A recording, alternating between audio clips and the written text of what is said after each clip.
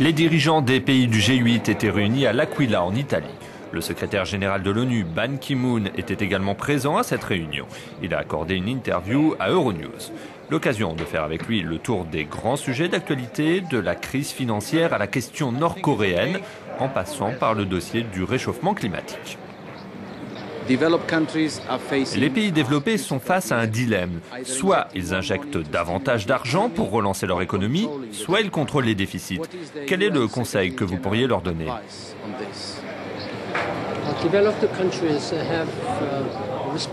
Les pays développés ont la responsabilité, avant tout, de traiter cette crise financière internationale en définissant des plans de relance internationaux et coordonnés afin de restaurer la confiance et amorcer une reprise économique internationale et aussi fournir l'aide publique au développement conformément aux engagements pris dans le cadre des objectifs du millénaire pour le développement et pour les questions de changement climatique.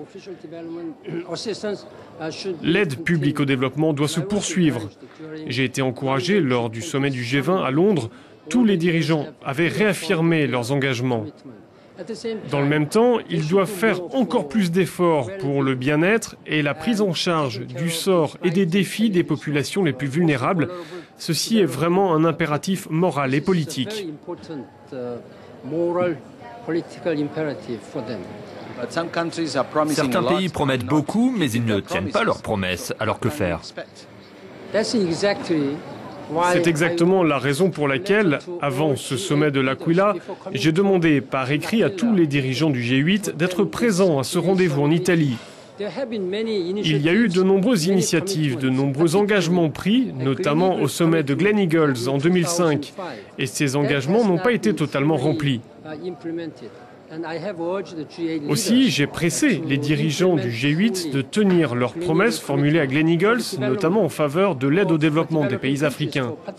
Il y a au moins 20 milliards de dollars qui manquent par rapport aux engagements pris. Il y a eu beaucoup de déclarations politiques concernant une conclusion du cycle de Doha. À quel point en est-on par rapport à la libéralisation du commerce mondial ? Le cycle de Doha est ajourné depuis trop longtemps. Il est trop en retard. Et il y a eu un appel lancé lors du sommet du G20 à Londres en avril dernier pour que ce cycle de Doha soit relancé aussi vite que possible.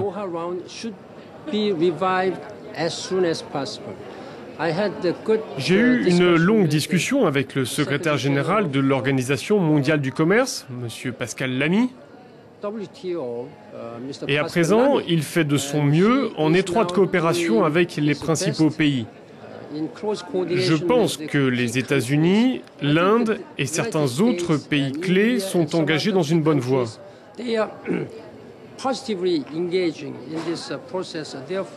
Par conséquent, je m'attends à ce que dans le courant de cette année, le cycle de Doha soit débloqué.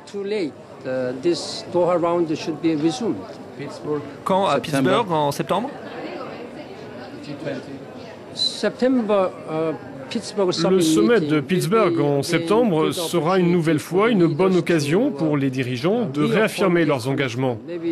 Peut-être qu'après cela, on peut envisager que les discussions reprennent. Quels sont les efforts déployés par les Nations Unies pour amener la Chine et l'Inde à se conformer aux objectifs de réduction de CO2 ? J'ai rencontré tous les dirigeants de la planète et cette question générale requiert une action collective à travers une solidarité globale. Cette question ne concerne pas seulement les pays développés ou les pays en développement. D'abord, compte tenu de la responsabilité historique, les pays développés doivent avoir un rôle de leader. Ils doivent se mettre d'accord sur un objectif ambitieux à moyen terme en 2020 et également réduire de 50% les émissions de gaz à effet de serre en 2050.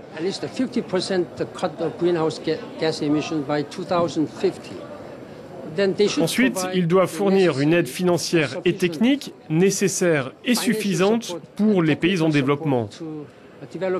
Ainsi, ces pays qui aujourd'hui n'ont pas les moyens de faire face à la situation seront en mesure de s'adapter et d'adopter les mesures en conséquence.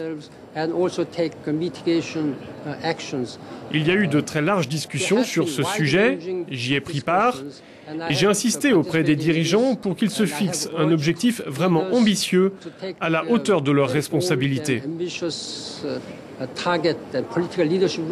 Cette question concerne l'humanité tout entière, toute notre planète.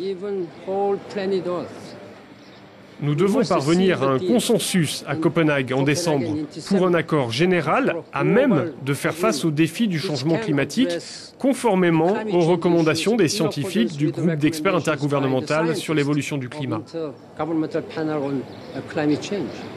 Jusqu'à quel point la communauté internationale peut-elle être patiente à l'égard de la Corée du Nord? Le Conseil de sécurité a déjà adopté des résolutions très fermes pour sanctionner la République populaire démocratique de Corée du Nord.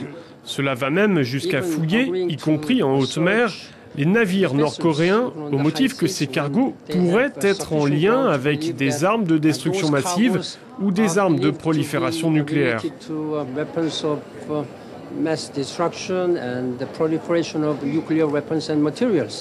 Cela constitue un message unanime et ferme adressé à la Corée du Nord. Maintenant, tous les États membres ont le devoir de faire respecter cette résolution, sans même parler des autorités nord-coréennes qui doivent pleinement se conformer à cette résolution. Quelle est la position des Nations Unies face aux récents événements au Honduras? J'ai dit très clairement quelle était la position de l'ONU, à savoir que la situation actuelle est inacceptable. L'ordre constitutionnel doit être rétabli immédiatement. Je suis préoccupé par le fait qu'il y a eu une très sérieuse controverse et même des violences au Honduras. Les autorités honduriennes doivent permettre au président Zelaya de revenir en toute sécurité et assumer le mandat pour lequel il a été choisi par la volonté populaire lors d'une élection libre et transparente. Ceci est un principe de base de la démocratie.